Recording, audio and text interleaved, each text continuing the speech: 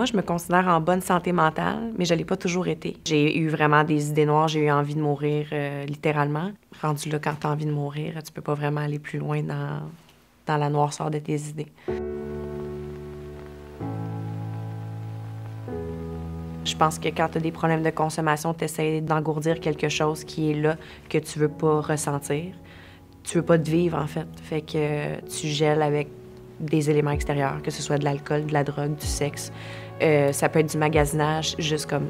C'est une consommation qui fait que, pour un instant, tu te sens mieux, mais ça revient, puis ça revient encore plus fort après, à partir du moment où tu dégèles, tu désengourdis, tu sais.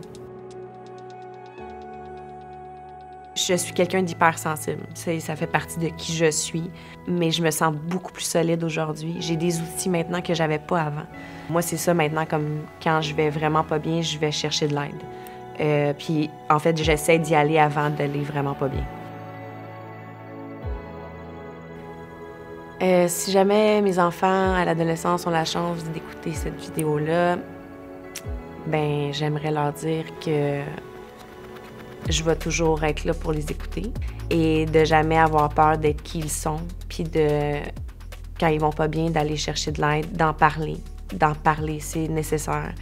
Puis de pas avoir peur de ces émotions-là. C'est normal de vivre des émotions, c'est sain.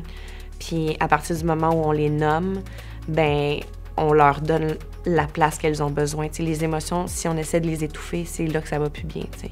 Je pourrais leur dire tellement d'affaires, je pourrais leur parler pendant longtemps.